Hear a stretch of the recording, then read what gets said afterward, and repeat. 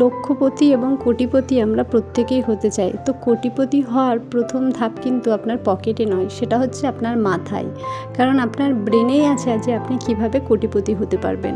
এই সোশ্যাল মিডিয়ার যুগে কোটিপতি হতে গেলে কিন্তু আপনার কোনো টাকার দরকার নেই, দরকার শুধুমাত্র আপনার সময়। আপনার সময় থাকলেই আপনি কিন্তু লক্ষ লক্ষ কোটি কোটি টাকা রোজগার করতে পারবেন।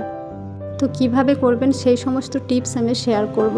হ্যালো এভরিওয়ান, আসসালামু আলাইকুম। কেমন আছেন সবাই? আশা করব যে যেখান থেকে আমার ভিডিওটা দেখছেন প্রত্যেকেই খুব ভালো আছেন আর সুস্থ আছেন। আমরাও কিন্তু আল্লাহর অশেষ রহমতে অনেকটাই ভালো আছি। দেখুন, টাকা রোজগার করতে গেলে আমাদেরকে সময় বিক্রি করে টাকা রোজগার করলে হবে না। আমরা যেটা করি কিন্তু এক প্রকার আমরা সময় বিক্রি করে টাকা রোজগার করি।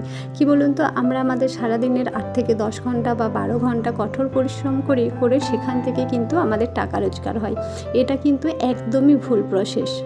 টাকা রোজগার করতে গেলে কি বলুন তো, আপনাকে সময়কে ব্যবহার করতে হবে। সময়কে ব্যবহার করে একটা সিস্টেম তৈরি করতে হবে, তবেই আপনি সফল হতে পারবেন বা সফল হতে পারবেন। তাই আজ থেকে এই সব বন্ধ করে দিন। অনেকেই বলেন আমি ব্যবসা কিভাবে করব, কিভাবে সম্ভব, আমাদের তো কোনো রোজগারই নেই, আমাদের ইনকাম খুব কম, তো সেই জায়গা থেকে তো ব্যবসা করা সম্ভব নয়। তো এই সমস্ত অজুহাতগুলো এবার বন্ধ করে দিন। আপনার কাছে থাকা একটা স্মার্টফোন আর এই ইন্টারনেট কানেকশান, এটাই কিন্তু আপনাকে সফলতার শিখরে পৌঁছে দেবে।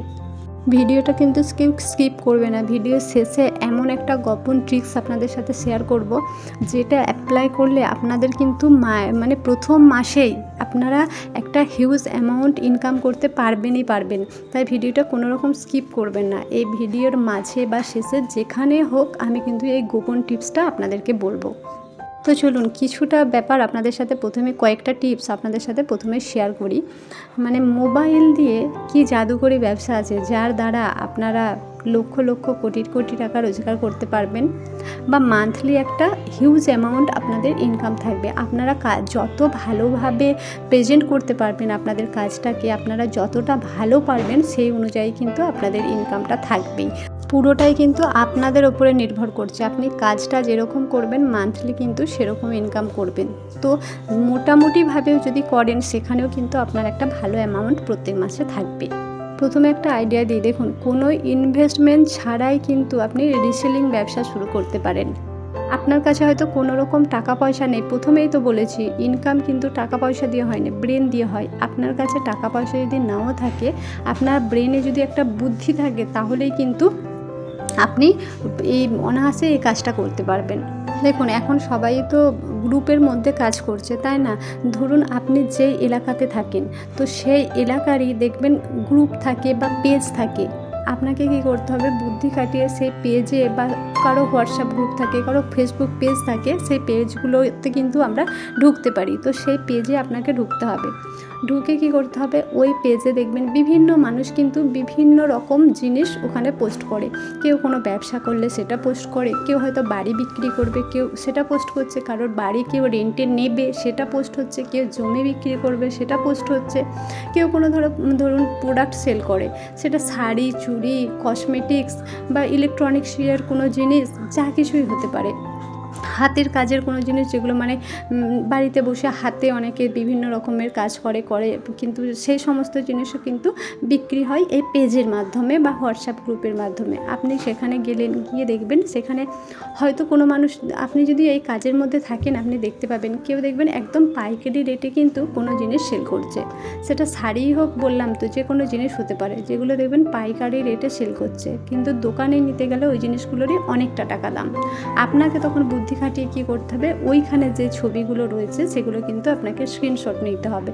নেওয়ার পরে আপনারা ওখান থেকে কী করবেন, ওইগুলো আপনি একটা পেজ বানাবেন, বানিয়ে সেই পেজেতে ওগুলো ছাড়ার পর আপনার কাছে কিন্তু মানুষ অর্ডার করতে আসবে। যখন অর্ডার করতে আসবে, আপনি সবসময় যেই টাকাতে দেখলেন পাইকারি রেটে ছাড়া আছে, সেখানে আপনি আপনার লাভের মতো 50 টাকা, 100 টাকা বা 150 টাকা, যেই জিনিসটা যেমন সেই অনুযায়ী আপনি কিন্তু কমিশন রেখে সেই জিনিসটা অ্যাড করলেন। তো সেখান থেকে যখন ওইটা কেউ অর্ডার করলো, আপনার কাছে অর্ডার করবে, আপনাকে কিন্তু প্রথমে যোগাযোগ করতে হবে যেই রিসেলিং মানে যার কাছ থেকে যেই ব্যক্তি ওইটা ছেড়েছে, যেই জিনিসটা আপনি বিক্রি করছেন। সাপোজ ধরুন আপনি একটা 3 পিস বিক্রি করছেন, সেটা যে ব্যক্তি ছেড়েছে তার সাথে কিন্তু আপনাকে অবশ্যই কন্ট্যাক্ট করতে হবে যে আপনি তার কিছু প্রোডাক্ট সেল করে দেবেন, তার উপরে আপনি একটা পার্সেন্টেজ রাখবেন। তো সে হয়তো সেটার সাপোজ একটা 500 টাকা দাম রেখেছে, আপনি সেটাকে 700 টাকায় বেচলেন।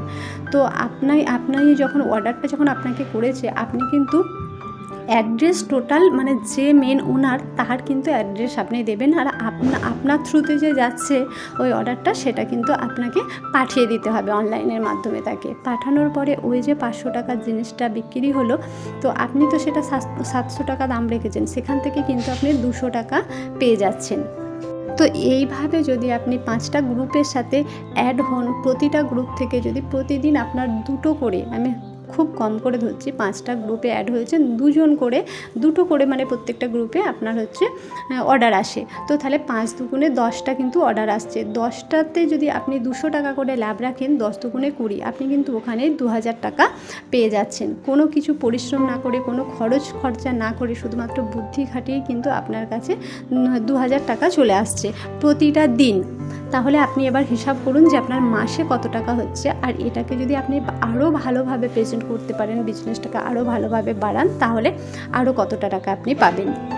আর এর আগে আরেকটা দ্বিতীয় পয়েন্ট হলো, এর আগেও কিন্তু আমি একটা ভিডিওতে আপনাদেরকে শেয়ার করেছিলাম যে বিভিন্ন ফুডের যে সমস্ত দোকান, সেই দোকানের কিন্তু ওই যে ছবিগুলো নিয়ে যেসব খাবার দাবার বানানো হয়, কোনো রেস্টুরেন্ট বলুন বা কোনো হোটেল বলুন, সে খাবার দাবারের ছবি পোস্ট করেও কিন্তু আপনি অ্যামাউন্ট একটা পাবেন, এবং তার জন্য আপনাকে সেই দোকানদারের সাথে যোগাযোগ করতে হবে, এবং যোগাযোগ করে আপনাকে তাদের থেকে একটা কমিশন রাখতে হবে। এটাও কিন্তু একটা ব্যবসার পথ।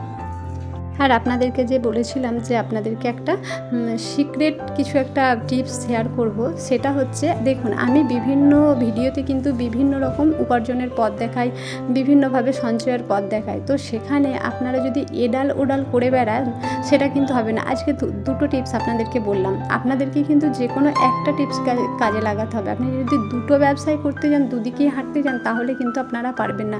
যে কোনো একটাকে আপনাকে চুজ করতে হবে, আর সেটার উপরেই লেগে থাকতে হবে, তবেই কিন্তু আপনারা সেখান থেকে উন্নতি করতে পারবেন। না হলে এডাল ওডাল করে বেড়ালে কাজের কাজ কিছুই হবে না, ওই ফালতু আপনার সময় নষ্ট হবে। আর এভাবে রোজগার করে কিন্তু আপনি আপনার পরিবারের পাশে দাঁড়াতে পারবেন। আপনারা যদি স্টুডেন্ট হয়ে থাকেন, পড়াশোনা করেন, সেখানে নিজেদের পড়াশোনার খরচ নিজেরা করতে পারবেন। গৃহবধূ হলে কিন্তু নিজের হাজব্যান্ডকে সাহায্য করতে পারবেন, সেখান থেকে নিজেরা জায়গা জমি, ফ্ল্যাট, গাড়ি বাড়ি, প্রত্যেকটা মানুষের একটা স্বপ্ন থাকে, সেই নিজের স্বপ্নগুলোও কিন্তু পূরণ করতে পারবেন। তো অনেক কথাই তো শেয়ার করলাম। এখানে দেখুন আমার পেটু এসেছে কাঠি ভাজা খেতে। বিকাল তো হয়ে গেছে, ইফতারির জোগাড় করছি, আর ও কিন্তু ঘুমাচ্ছিল। ঘুম থেকে উঠে কাঠি ভাজা খেতে ভীষণ পছন্দ করে, আমার কাছে এসে কাঠি ভাজা চাইছে। সকাল থেকে তো সমস্ত কাজকর্ম দেখলে করলাম, যেহেতু রোজার দিন সকাল থেকে কাজ বলতে বিশেষ কিছু থাকে না, ওই ঝাড় দেওয়া, মোছা, কাচা, যেই সমস্ত কাজগুলো থাকে। তারপর নামাজ আদায় করে বিকালের দিকে এসে কিন্তু এই ইফতারির জোগাড় করা হয়। আর বেটুর জন্য অল্প একটু খিচুড়ি বসিয়ে দিই, ও সেটাই কিন্তু দুপুরে খেয়ে নেয়। আর এখানে দেখুন সমস্ত কিন্তু ফল আমার কাটাও হয়ে গেছে। এই রোজার সময়তে কিন্তু বিকালের দিকটা ভীষণ ভালো লাগে, এই ইফতারির জোগাড় করতে, তারপর বিভিন্ন রকমের নাস্তা হয়, এগুলো করতে না খুব ভালো লাগে। এইসব করতে করতে কখন যে সময়টা কেটে যায় বোঝাই যায় না। যেহেতু সারাদিন রান্না খাওয়া থাকে না, তো সময় যেন কাটতেই চায় না। শুধুমাত্র ওই বেটুর খাবারটুকু বানানো, ব্যাস। তারপরে কিন্তু আর সেরকমভাবে রান্নার কাজ যদি না থাকে, দেখবেন মনে হয় যেন সংসারে আর কোনো কিছুই কাজ নেই। সংসারে রান্নার কাজ বাদেও কিন্তু অনেক কাজ থাকে, কিন্তু রান্নাটাতে কিন্তু সবথেকে বেশি সময় লাগে। এই জন্যই কিন্তু এই রোজার মাসে ইবাদত করার অনেকটা সময় আমরা পাই। আর এখানে দেখুন ইফতারির পরে যেহেতু আমরা মুড়ি খাই, তার জন্য একটু ছোলা আলু ভাজা করে নিচ্ছি। ছোলা আলু ভাজা করব, আর করব পেঁয়াজি, আর পাউরুটি আনা হয়েছে জানেন তো, একটু দুধ দিয়ে পাউরুটি ভেজাবো। দুধ দিয়ে পাউরুটি ভেজাটাও খেতে খুব ভালো লাগে। এর আগে একদিন করেছিলাম, সেটা মনে হয় আপনাদের সাথে শেয়ার করেছি। আর এখানে ছোলা আলু ভাজাতেও অল্প একটু লবণ দিলাম, আর অল্প একটু হলুদ গুঁড়ো, আর তার সাথে একটু জিরে গুঁড়ো দিলাম। কি বলুন তো, জিরে গুঁড়ো দিলে না স্মেলটা বেশ ভালো আসে, খেতে ভালো লাগে। আর বেটুও খাই বলে লঙ্কাটা কিন্তু আমরা এখন একটু অ্যাভয়েডই করি, অল্প অল্পই দিই, খুব যে একটা বেশি দিই তা কিন্তু নয়, একদম অল্প করেই দিই। প্রথমে ছোলা আলু আর পেঁয়াজ এটাকে একটু ভালো করে ভেজে নিচ্ছি। যেহেতু ছোলা সেদ্ধ হতে খুব একটা সময় লাগে না, আলুটা সেদ্ধ হতে তো একটু সময় লাগে, ওই জন্য ওটা আগে দিয়ে দিয়েছি।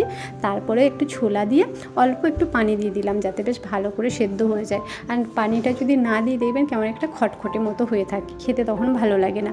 অনেকে দেখেছি ছোলা আলু আগে সেদ্ধ করে নেয়, তো সেটা করলেও হয়, ওটা করলে ভালো হয়।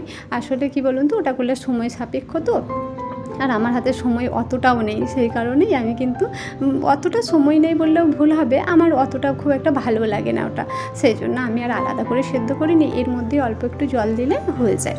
আর ওখানে দেখুন পাউরুটিগুলো সেঁকে নিলাম, যেহেতু ভেজাবো একটু সেঁকে নিলে কি বলুন তো ভালো লাগে খেতে, না সেঁকলেও হয়, তো একটু সেঁকে নিলাম। তারপর অল্প একটু দুধ দিয়ে আর খেজুর গুড়টা তো ফুটিয়ে রেখেছিলাম, এর মধ্যে ওই খেজুর গুড় দিয়ে দিচ্ছি। খেজুর গুড় দিলে স্মেলটা ভালো লাগে, খেজুর গুড়ের স্মেলটা বেশি ভালো লাগে। অনেক সময় চিনি দিয়েও খেতাম, কিন্তু যেহেতু খেজুর গুড় আছে সেই জন্য ভাবলাম এটা দিয়ে খাই, চিনি দিয়ে তো সবসময় খাওয়াই হয়। এখানে পেঁয়াজিটাও হয়ে গেছে। আজ তাহলে আসি, ততক্ষণ আপনারা ভালো থাকবেন, সুস্থ থাকবেন। আমাদের